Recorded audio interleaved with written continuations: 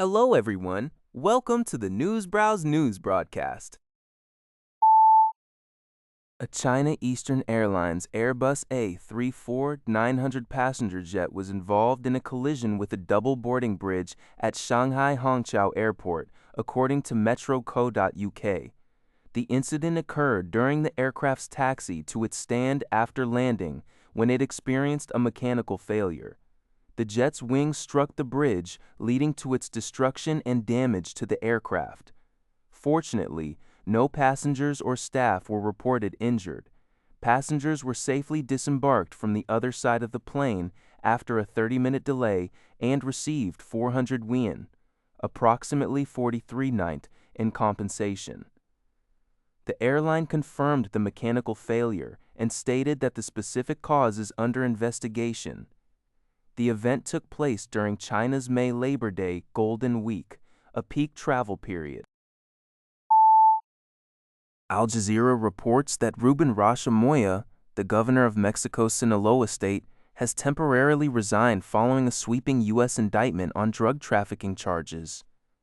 Moya, a member of President Claudia Sheinbaum's Progressive Morena Party, vehemently denies the allegations. The U.S. indictment claims that Moya and 9 other officials directly assisted the powerful Sinaloa drug cartel in its smuggling operations, in exchange for political backing and bribes. This support allegedly included the cartel kidnapping and threatening opposition candidates and manipulating ballots during the 2021 election. Mexican President Sheinbaum has pushed back against these charges, stating that her government has not been provided with concrete evidence and suggesting the accusations may be politically motivated if clear proof isn't presented. She emphasized upholding truth, justice, and Mexico's sovereignty. The indictment further strains already tense U.S.-Mexico relations under the Trump administration, which has ramped up pressure on Mexico regarding migration and drug smuggling. Experts view these charges against elected officials as a significant escalation, with more indictments potentially on the horizon.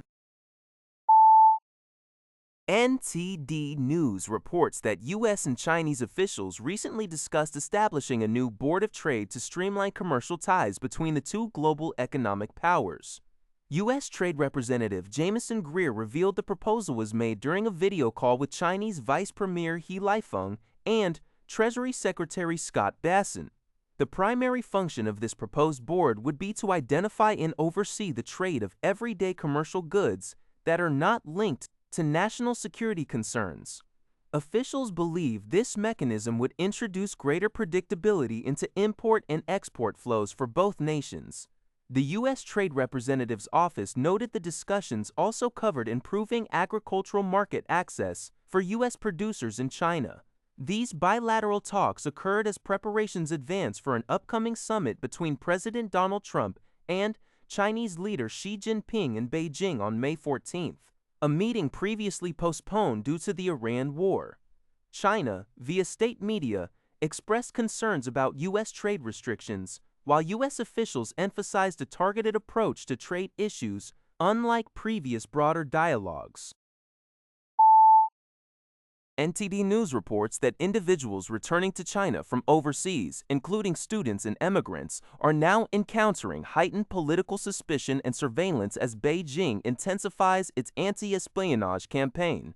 Across cities like Shenzhen, these returnees are being treated as subjects requiring special attention and are even labeled by some local officials as potential foreign forces. China's extensive grid-style social management system, a neighborhood-based surveillance network, is being leveraged to monitor their speech, social contacts, and daily activities. Grid workers are explicitly instructed to compile statistics on returnees and observe their conversations for any criticisms of China or promotions of foreign lifestyles. This scrutiny also extends to their families.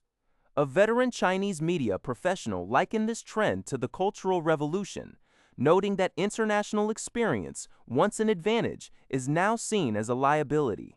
The revised anti-espionage law, which took effect in July 2023, has broadened the scope of what constitutes espionage, leading to widespread propaganda and enforcement that targets those with overseas ties, reflecting a shift towards rule by discretion rather than rule of law. Washington.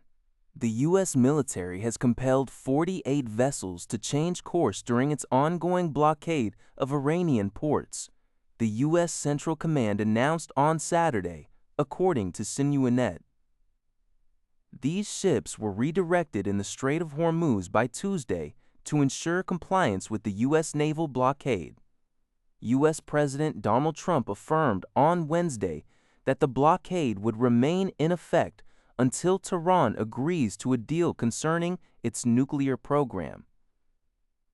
This measure was implemented following the unsuccessful Iran-U.S. negotiations held in Islamabad, Pakistan, on April 11-12, which aimed to reach a comprehensive agreement.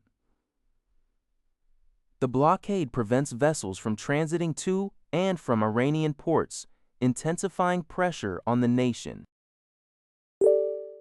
That's all for this video. Thank you for watching. See you in the next video.